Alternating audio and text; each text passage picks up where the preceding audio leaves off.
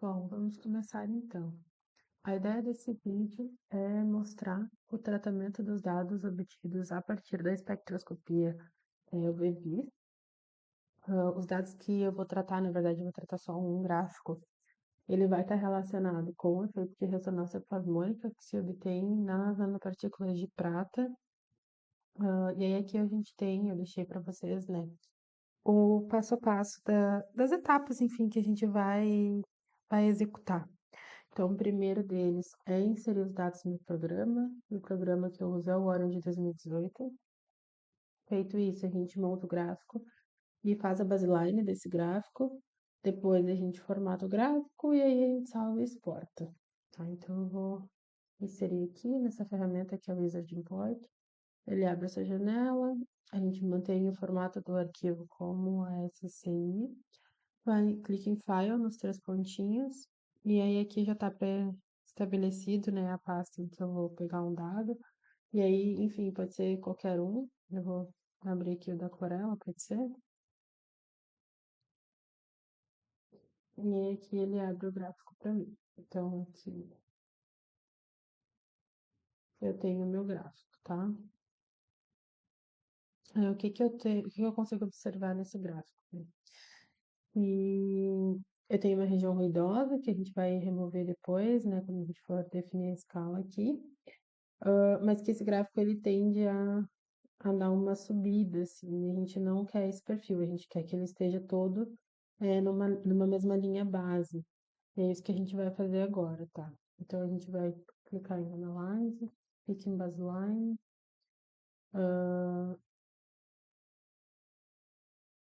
clique em Analyzer e Open Dialog. Ótimo. Aqui. Deixa eu abrir mais aqui. Tá um pouco melhor de enxergar. Tá. Então, aqui nessa tela, aqui nessa janela que abriu, eu consigo definir, enfim, vários tratamentos que eu posso fazer, tá? Então, aqui eu posso integrar e aqui eu posso subtrair a baseline. E é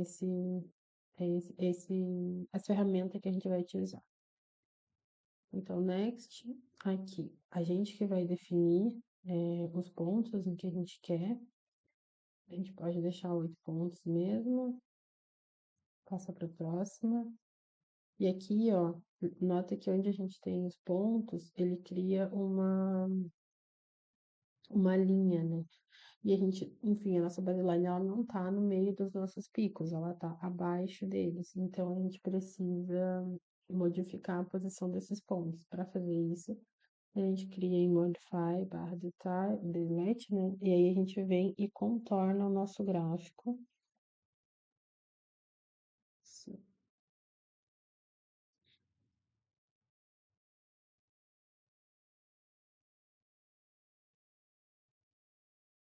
Essa parte ruidosa não tem muito impacto, então o que a gente precisa mesmo é delimitar bem o nosso gráfico, cuidando para não perder,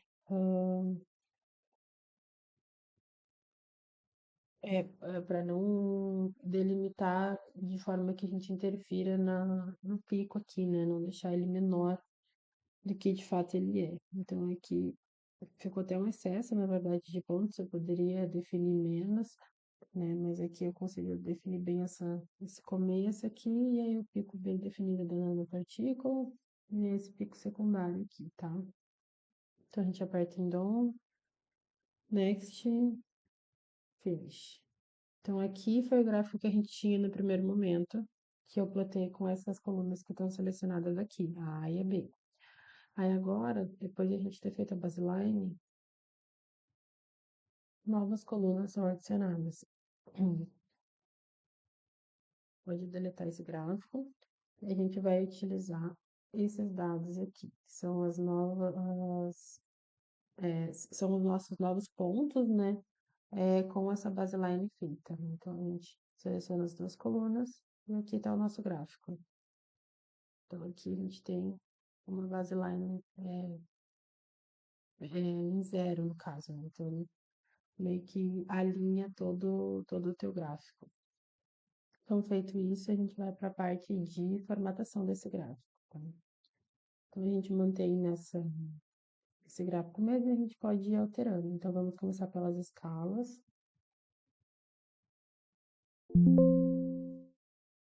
Aqui, e aí a gente pode selecionar. Deixa eu colocar 200 para ver como fica. Não, dá para botar bem menos. 250. Tá, tá adequado. E aí aqui ele vai até 850, mas a gente vê que o nosso gráfico termina em 800, então pode deixar em 800, tá? Para o vertical, ele pode ir até 1, aqui. Ah, ele passou, então vamos botar 1.2 para ver. 1.2 a gente tem uma boa, um bom tamanho para conseguir observar o pico aqui. E o valor menor, né, ele não precisa ser negativo, ele pode ser zero. Assim a gente consegue enxergar bem enfim, o pico da nossa nanopartícula, né? E aí essa escala aqui, entre os gráficos, a gente pode definir. Então aqui está como 0,5, mas poderia ser 0,2, por exemplo. E aí a gente tem mais valores intermediários. A princípio é isso. Se a gente clicar em cima dele, a gente consegue alterar a linha, a cor, enfim. Eu aqui tenho interesse em mudar a espessura da nossa banda ali. 0,8 eu acho que fica adequado. Aqui a gente consegue alterar, né, o nome do nosso eixo X, no comprimento de onda. E aqui o do eixo Y, que é a absorção, tá? Vamos fechar o gráfico agora. Kinetics. Aqui está selecionado a base do nosso gráfico, que a gente não vai mexer. Aqui é o topo do nosso gráfico, então a gente vai adicionar, mostrar, né, as linhas e os tracejados. E vamos remover o tracejado. Cliquei em aplicar, ela já apareceu aqui. Na esquerda a gente não vai mexer, porque tem a escala aqui certinha já. Na direita, aqui tá sem a linha, a gente vai adicionar e vai remover o tracejado. E aí aplica. Ok. A última coisa para fazer é adicionar a legenda aqui dentro, né, para dizer o que que é essa banda que a gente observa. Tá, e essa banda, ela é a GNP, seria nanopartícula de prata, e clorela. Aproximo um pouco mais, e aqui está o nosso gráfico, tá? Que é importante, uma outra característica que é importante. É a gente saber em qual comprimento de onda que a gente tem esse pico aqui, né? Então, a gente usa essa ferramenta, que é Screen Reader, vem aqui e clica. Então, o nosso comprimento de onda de maior absorção aqui é aproximadamente 437 nanômetros, tá? Então, dá para adicionar isso no gráfico, mas não tem necessidade. Se vocês conseguirem anotar essa informação à parte, já tá ótimo. E aqui, ó, a gente tem uma banda também em 290, tá? Isso pode ser um indicativo de que a gente tenha nanopartículas com morfologias diferentes, tá? Normalmente, quando se tem morfologias diferentes, podem aparecer outras bandas no espectro. Então, mas a princípio a banda de nanopartículas é essa em 437 nanômetros, e a gente tem aqui, a gente consegue perceber a formação de nanopartículas a partir do extrato da clorela, né? Enfim, feito isso, a gente salva o dado, né? Então, a gente pode vir em File. Eu procuro indicar que seja salvo o projeto inteiro, né? Então, save as project, eu vou botar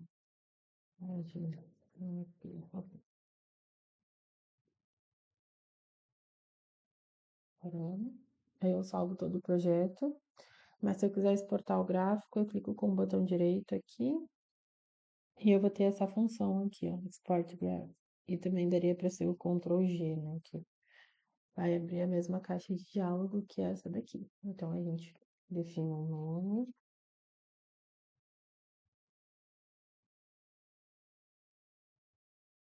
aqui, e define uma pasta para onde ele vai.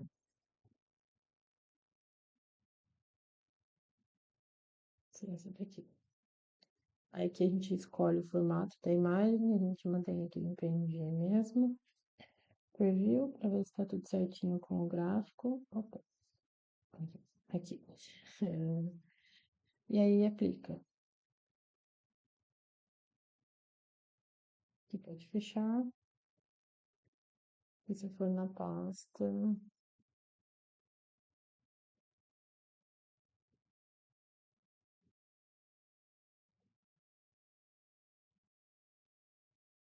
tá aqui o meu dado salvo. Aí aqui tá o meu gráfico salvo, né? Certinho. E, bom, a princípio é isso.